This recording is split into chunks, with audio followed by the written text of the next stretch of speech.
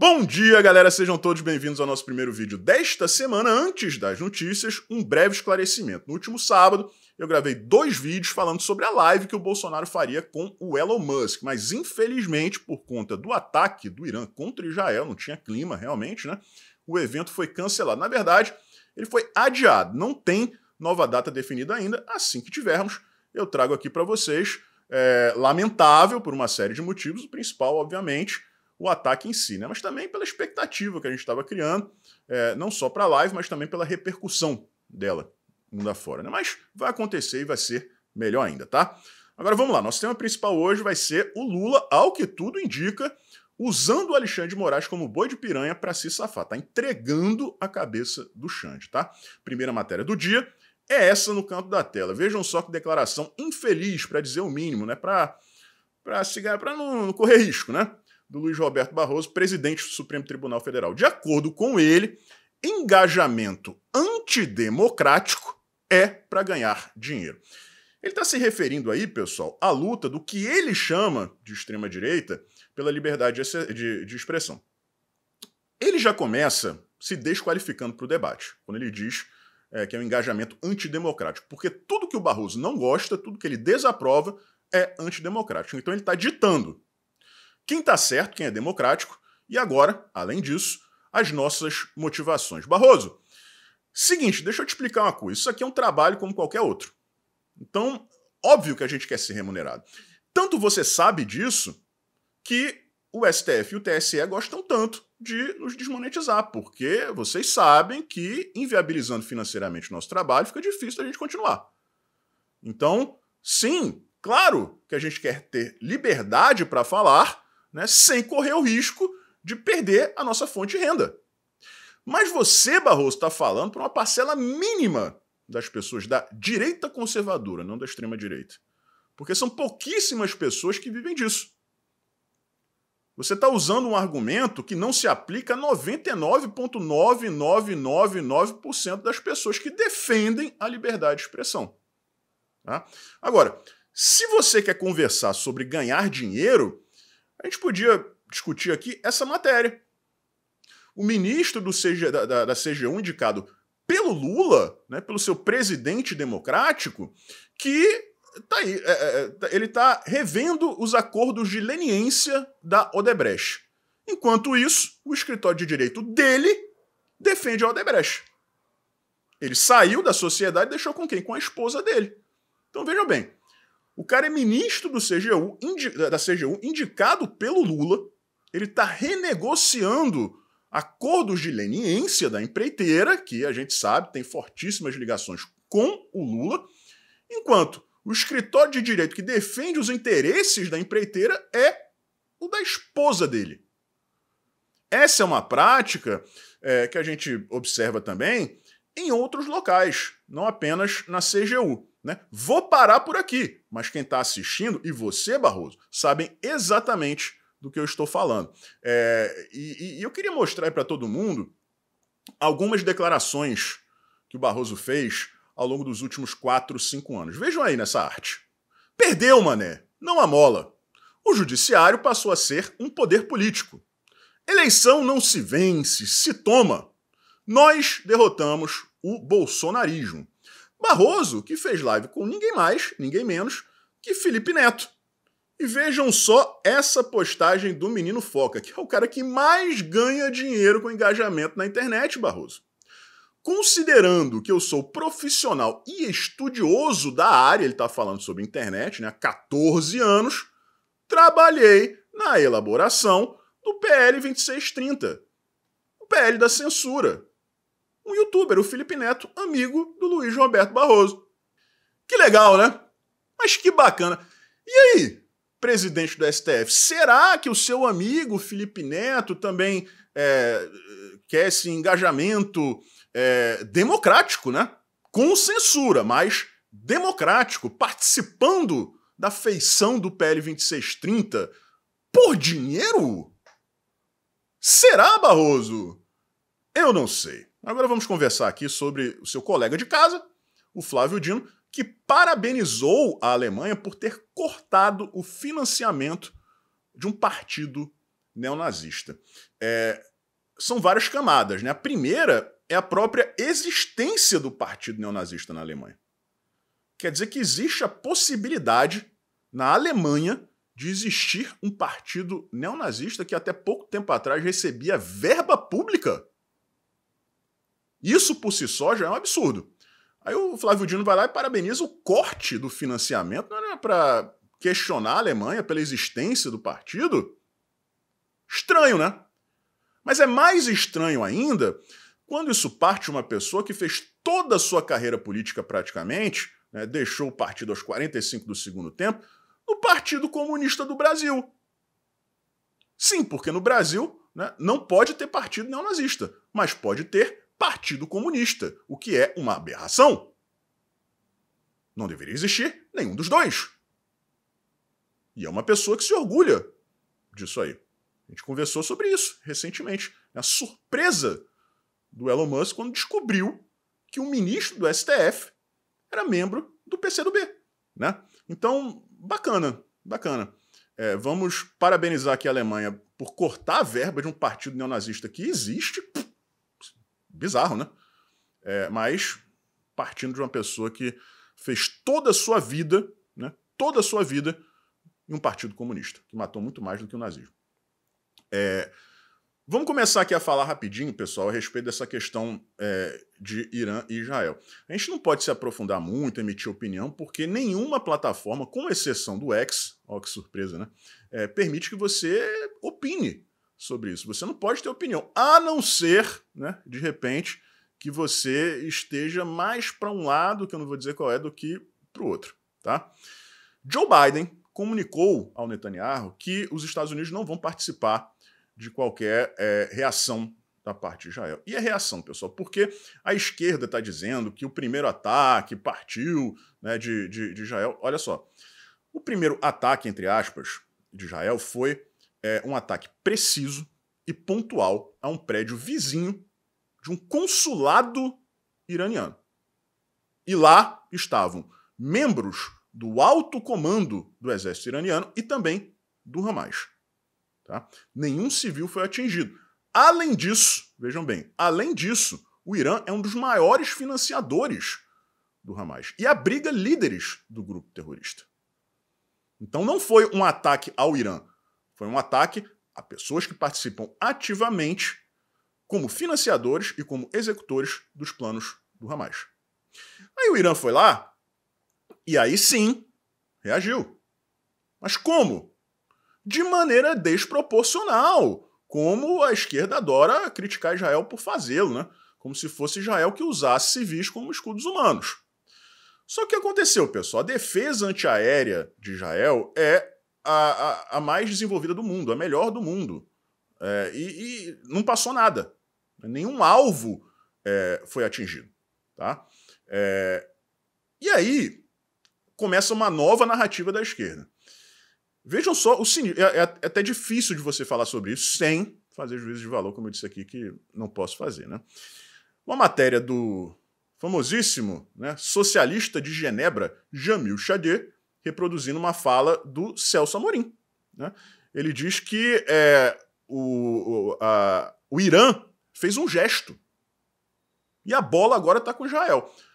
Fala do Celso Amorim, o chanceler extraoficioso do desgoverno. É ele quem manda no Itamaraty. É ele quem manda na política externa do governo do Lula, juntamente com o próprio cachaceiro do Brasil. É o que ele está dizendo aí. Não, isso aqui foi só um gestinho, né, para mostrar, nós estamos aqui. Agora a bola está contigo. Vocês vão lá, né, e decidem o que é que vocês vão fazer. Vocês vão reagir ou vocês vão ficar pianinho? Né? Quem vai ditar o tom do conflito daqui para frente é você. Mas, porra, Israel só não está aos pedaços, em ruínas, justamente porque tem o melhor sistema de defesa antiaéreo do mundo. Ultramoderno. Porque se os alvos fossem atingidos, mas eles brincam muito bem com essas palavras. Né, galera? Brincam muito bem. Aí vem o presidente do Irã, amigo, né? Muito amigo do Lula, e diz que foi uma lição. Vejam só. Foi apenas uma lição para Israel. É lição, é gesto, né? É um sinalzinho. Aí a gente sabe como isso termina. Israel reage, né? Aí tem as imagens, né, dramáticas, eles usando, né, determinadas faixas etárias e gêneros como escudos humanos, e aí Israel automaticamente se torna o vilão da história. Sem a ajuda dos Estados Unidos, é difícil, tá? É difícil. Israel consegue se defender. Agora, contra-atacar é uma outra história. Agora, se você quer saber quem está do lado certo dessa briga, é só vocês verem quem investe uma fortuna em defesa, né, e quem investe uma fortuna apenas em armas de destruição em massa, como é o caso do Irã. O posicionamento do Brasil não se limitou apenas a essa declaração do Celso Amorim, não, pessoal. Eu vou ler aqui para vocês uma nota publicada pelo Itamaraty. E vejam só como em momento algum eles condenam o ataque do Irã e tem justamente esse posicionamento que o Celso Amorim insinuou aí, né? A bola tá com Israel. Só que de uma maneira mais sutil. Vamos ver aí. O governo brasileiro acompanha com grave preocupação relatos de envio de drones e mísseis do Irã em direção a Israel, deixando em alerta países vizinhos como Jordânia e Síria. Desde o início do conflito em curso na faixa de Gaza, o governo brasileiro vem alertando sobre o potencial destrutivo do alastramento das hostilidades à Cisjordânia e para outros países, como Líbano, Síria, Iêmen e agora o Irã. É como se Israel estivesse ampliando, né, o conflito. O Brasil apela a todas as partes envolvidas que exerçam máxima contenção e conclama a comunidade internacional a mobilizar esforços no sentido de evitar uma escalada. Ou seja, Israel, você apanhou, agora fica quietinho no teu canto. Incrível, né, pessoal? Incrível! São incapazes de condenar o ataque. Ainda colocam a culpa ali de maneira bem, né, sutil, né, espertinha. Colocam a culpa em Israel. Pasmem, Emmanuel Macron condenou veementemente os ataques. A Casa Branca, apesar do Joe Biden não ter a intenção, né, de participar diretamente dos conflitos, também condenou. Agora o Brasil não. É uma vergonha atrás da outra, pessoal. E é mais triste ainda quando você vê um país como o Irã participando disso. Porque, ao contrário do que muita gente pensa, os iranianos não são árabes. Eles são persas. Eles sucumbiram ao Islã. E o resultado está aí. Era um dos países mais bonitos do Oriente Médio. E agora está lá, né? Destruído. Era a Europa do Oriente Médio. E agora está lá. Virou mais um país, né, condenado pelo islamismo. Que coisa horrível, né, pessoal? Vamos ver o que vai acontecer. Vamos aguardar aí o chororô quando Israel reagir. Agora vamos lá, vamos tratar aqui do nosso tema principal, né? Só para vocês terem uma ideia antes de como isso está repercutindo, o Wall Street Journal, que não é exatamente, tá, uma mídia de direita conservadora, mas é uma das poucas mídias nos Estados Unidos que ainda dá para você ler, tá? Que não dá aquela vantagem, né, à esquerda nas narrativas, como é, por exemplo, o New York Times. Mas também não dá para dizer que estão do nosso lado, não, tá? É tipo um jornal da isentosfera.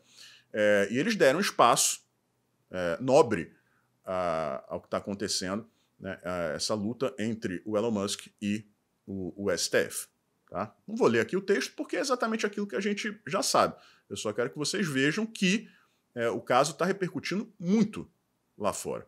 Se vocês conversarem com pessoas de qualquer país do Ocidente livre, elas vão dizer para vocês que realmente nunca tinham ouvido falar tanto a respeito do Brasil, não fosse em época de Copa do Mundo. Tá? Vamos lá agora.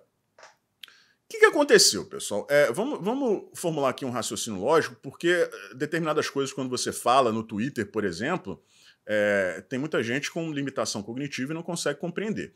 Quando você inicia uma frase dizendo pelo jeito, ou ao que tudo indica, você vai expor para as pessoas uma leitura sua baseada em fatos, né? Ao que tudo indica. Né? Por quê? Porque você teve acesso a informações e, através dessas informações, você formulou o seu raciocínio. Tá? Quem banca a grande imprensa? A gente sabe quem é. É Painho. né? A esquerda brasileira manda e desmanda na Folha de São Paulo, no Estadão, na Globo e na CNN, então nem se fala. Né? A Veja, por exemplo, tinha publicado uma matéria sobre a ex-nora do Lula, que entregou provas à polícia contra o Lulinha. A matéria foi simplesmente excluída da internet, não está mais lá. Eles podem até colocar no ar de novo com um novo texto. Agora, o texto original não está mais e a matéria está fora do ar. Tá? Tomaram bronca, né? Ameaçaram, né? Não entregar o Pix, aí a Veja, opa, vamos tirar isso aqui do ar. Tá? Folha e Estadão, pelo amor de Deus, a Folha é extrema esquerda. O Estadão é prudência e sofisticação tucana. Né? E ambas as publicações, né, elaboraram editoriais criticando, e vejam só, não foi de maneira leve não, tá? De maneira forte, o que eles agora chamam de censura vejam bem, não é uma censura do STF, não é uma censura do TSE, é uma censura do Alexandre de Moraes. Estão personificando o problema. Tá? E isso é indicativo de quê? De que querem sacrificar uma pessoa pela causa. Eu vou ler aqui para vocês um trecho do editorial da Folha de São Paulo. Vamos ver aí. Pois um ministro do STF, com decisões solitárias em inquéritos anômalos, conduzidos pelo magistrado e não pelo Ministério Público, o órgão competente, reinstituiu a censura prévia no Brasil. Ordens secretas de Alexandre de Moraes proíbem cidadãos de se expressarem em redes sociais. O secretismo dessas decisões impede a sociedade de escrutinar a leitura muito particular do texto constitucional que as embasa. Nem sequer aos advogados dos banidos é facultado acesso aos éditos do grande censor. As contas se apagam sem o exercício do contraditório nem razão conhecida. Se eu não aviso aqui para vocês que é um editorial da Folha de São Paulo, vocês iam achar, assim, tudo verdade. Tudo verdade. Mas vocês achariam que era uma publicação de algum influenciador da direita conservadora, ou então da Revista Oeste, ou então do Jornal da Cidade Online, ou então da Gazeta do Povo. Mas não. É a Folha de São Paulo, extrema esquerda. É uma constatação tardia, né? No mínimo 4 anos de atraso. Mas vocês viram ali que é tudo voltado para a figura do Alexandre de Moraes. Apesar dos seus pares concordarem com as decisões dele. Várias dessas decisões foram levadas ao plenário. Muitas delas, né, foram apoiadas por unanimidade. Então, pessoal, como eu falei aqui, pelo jeito, ao que tudo indica, a leitura que eu consigo fazer e que muita gente faz também, estão usando o Moraes como boi de piranha. Vamos entregar aqui o Xandão e assim a gente se garante. Provavelmente vão dar aquela segurada, pelo menos durante um tempo. Depois, algum outro ponta de lança assume esse papel, seja o Flávio Dino, seja o Zanin, os dois indicados pelo Lula, que está feliz da vida, porque ele morre de medo do Alexandre de Moraes. Ele vai se livrar, né, da pessoa mais perigosa para ele, nesse momento, e vejam só, de presente, lambuja ainda ganha o direito de indicar mais um ministro para o STF. E aí ele pode colocar um cara mais radical ainda do que o Flávio Dino. Nada impede. Ele pode colocar o Bessias, que é o atual AGU, que pelas publicações dele nas redes sociais é mais radical, mais, diria, radicalizado do que o Flávio Dino. Então, assim, no meu ver, né, no meu pensar, é uma conclusão muito óbvia. Muito óbvia. Né? Eles não querem perder todo o sistema, então eles entregam apenas uma engrenagem. Agora, a parte boa para a gente, além da saída do Alexandre de Moraes, se isso se confirmar, é que é muito improvável, para dizer o mínimo, que ele aceite cair de bico calado. Que ele assuma essa bronca sozinho, sem atirar. E aí que as coisas podem e devem ficar interessantes. Vamos ver aí as próximas movimentações desse jogo, né? Se a imprensa vai continuar, com certeza absoluta, se nós já percebemos a movimentação, o Alexandre de Moraes também já percebeu e já está se articulando, né? E vamos ver como as peças vão se movimentar nos próximos dias. Tudo isso, né, se vocês prestarem atenção nesse editorial, é consequência das denúncias do Elon Musk. Eles estão falando justamente do que o Twitter Files Brasil apresentou. Mas isso vem sendo, esse tem sido o modus operandi deles, né, há 4, 5 anos. Mas só agora, diante da repercussão internacional e da possibilidade do Lula se beneficiar disso, é que eles estão comprando a briga. Tá, galera? Vai ser interessante. Vai ser interessante. Pela primeira vez, né, desde 2019, a gente vai sentar na plateia, pegar a pipoquinha e ficar lá, né, observando a briga dos outros. Porque nessa briga aí a gente não vai se meter. Um forte abraço, a gente se vê por aí.